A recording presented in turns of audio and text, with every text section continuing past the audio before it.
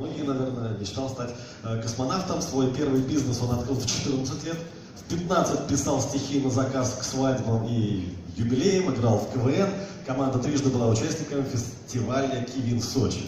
На втором курсе вуза занимался заготовкой леса, нанял бригаду и вместе с рабочими валил деревья. Первый миллион заработал в 21 год. Основал компанию «Кофе Лайк», вложив с партнером по 65 тысяч рублей в первый кофе-бар. По темпам роста компания заняла второе место среди европейских кофейных компаний. В прошлом году продал ее за 200 миллионов рублей. Встречайте, Аяз Шамудинов. Добрый день. Испытываю некоторое волнение, поэтому прошу еще раз меня немножко поддержать.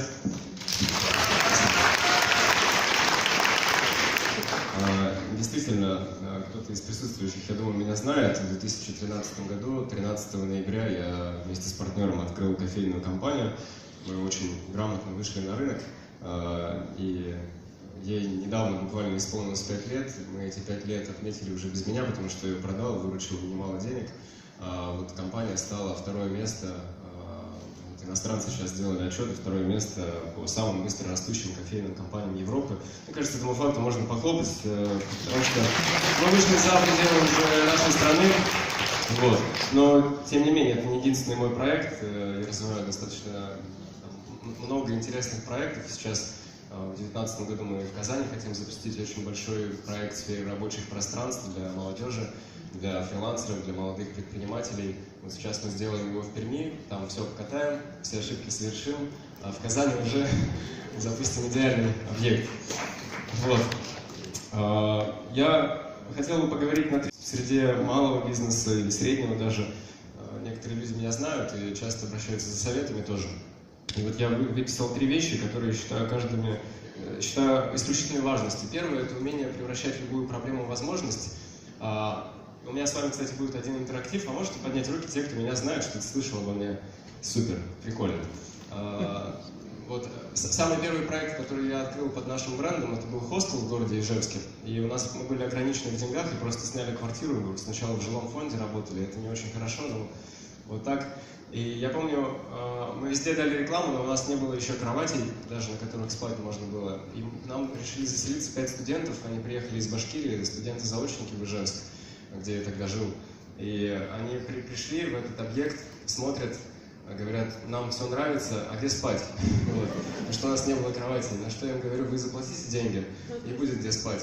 Человек, они оплатили там месяц или 2 вперед. Я помню тогда, говорю, все, ждите здесь, сел в машину, у нас Икеи в Удмуртии там не было. Поехал в Казань, в Икею в этот же день.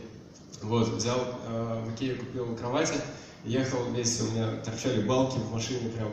Вот, привез их, а у нас объект был на 10-м этаже. Я поднимаюсь к нам в хостел, там эти студенты меня ждут. Все это время я им говорю, ну все, кровати привез, погнали разгружать, загружать и вместе собирать. Вот.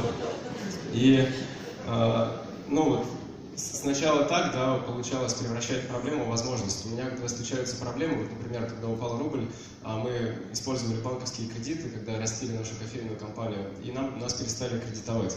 И там мы брали у людей там, по 60% годовых даже деньги, потому что очень срочно нужны были средства.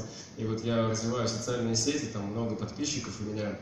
И в итоге, когда банки нас перестали кредитовать, я обратился к подписчикам, я сказал, кто хочет, вот есть такая ставка, мы привлекаем финансирование при такой ставке, и мы суммарно привлекли от людей больше 30 миллионов рублей, они в итоге все неплохо заработали, а ставка была даже ниже, чем по кредиту.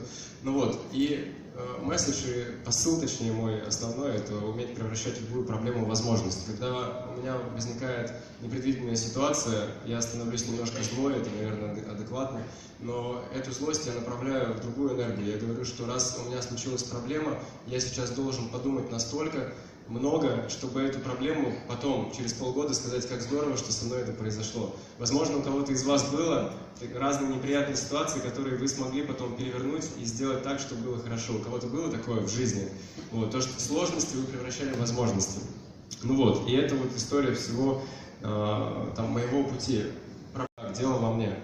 В 2015 году у меня был кассовый разрыв очень большой, там у меня был не такой большой бизнес, но был кассовый разрыв на 36 миллионов рублей.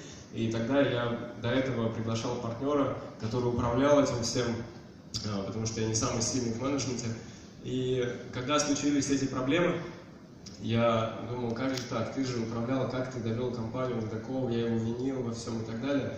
Но потом я понял, что это ни к чему не приведет, ситуация не меняется, и я понял, что дело во мне, это ведь я нахожу таких людей, да, которые где-то, может быть, не справляются. Вот. В тяжелые периоды у меня было, что уходили партнеры, ну, наверное, в бизнесе у каждого бывают сложности, и я виноватил партнеров, зачем вы уходите от меня, да. Но потом я понял, что дело во мне, почему я сформировал ожидания от людей, что они должны со мной всю жизнь быть рядом, что они должны вот именно меня всегда поддерживать и так далее. И вот этот закон «Дело во мне» помогает мне понять, что в 15 лет уехал от родителей, с 15 лет я живу один, они у меня живут в поселке Куйда, это 2 километра от Башкирии. Сам у меня отец учился в КАИ, мама из Татарстана, но после распределения их отправили в Ижевск, потом вот мы вообще оказались в поселке Куйда. Я оттуда переехал, и до 15 лет мне отец все время рассказывал про наших предков. У меня такая, ну, традиционная, наверное, татарская семья. Мы все там в одном доме жили несколько поколений, и так до сих пор. И до 15 лет мне все время рассказывали про моих предков. Мы ездили все время на наши родные места.